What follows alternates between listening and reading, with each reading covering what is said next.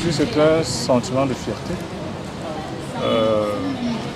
de savoir qu'il y a des compatriotes qui sont sensibles à ces difficultés que nous rencontrons dans le cadre de la lutte contre la maladie en général et de cette pandémie qui nous est tombée sur la tête en particulier. Je vous l'ai dit il y a un instant, de mémoire de vivants, nous n'avons pas connu une pandémie qui fasse autant de ravages dans notre ère. Bien évidemment, on a connu la peste et d'autres. Et il est difficile pour nous d'organiser une riposte efficace du fait de nos simples moyens. Et pour cela, nous avons besoin des autres. Nous avons besoin des ONG, de la société civile, du mouvement associatif comme la vôtre, pour nous accompagner dans la qualité et dans la quantité même de la riposte que nous organisons à cet effet. Et donc, c'était une occasion également pour nous donner de pouvoir inciter et solliciter d'autres associations qui ne seraient peut-être pas encore sensibilisées pour pouvoir le faire, pour que, ensemble, nous puissions vaincre cette infection qui nous envahit. Alors, notre hôpital rentre dans un cadre élargi d'une organisation qui est mise en place depuis le niveau central, depuis le ministère de la Santé, avec un démembrement régional qui est chapeauté par le gouverneur de la région littorale. Donc il y a un certain nombre de dispositions qui sont mises en place. Il y a une organisation qui est mise dans le cadre de cette riposte, intégrant aussi bien la prévention que la prise en charge. Et notre hôpital, bien évidemment, intervient dans tous ces aspects.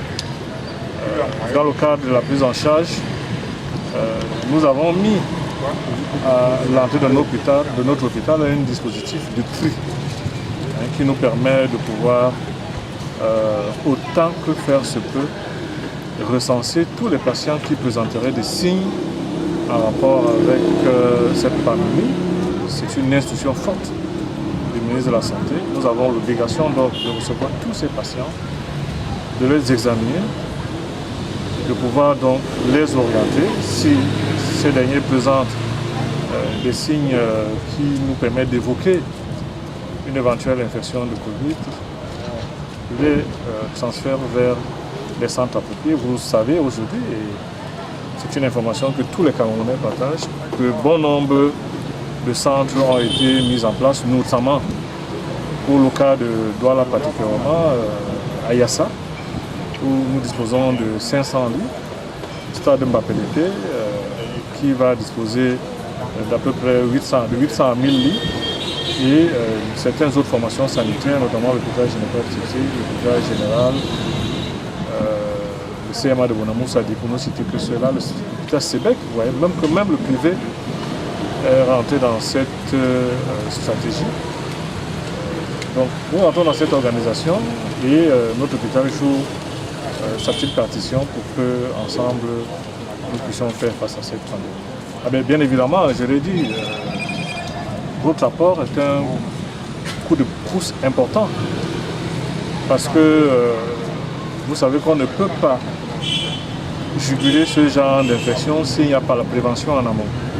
Et donc, en termes de prévention, ce que vous nous apportez, notamment le dispositif qui rentre dans les 20 mesures gouvernementales, le port de masque, l'hygiène des mains, c'est dans cette optique que vous êtes intervenu et ça nous permet donc d'être un maillon essentiel et d'avoir des éléments qui nous permettent d'aider les autres également à respecter ces mesures gouvernementales. Donc, votre apport est salutaire et je voudrais une fois de plus profiter de cette occasion pour dire merci à votre présidente, merci à tous les membres, à ceux présents comme ceux absents, parce que vous savez qu'une association c'est un tout le monde ne peut pas être là aujourd'hui. mais ceux qui ne sont pas là, qui se sentent également fortement concernés par cette action.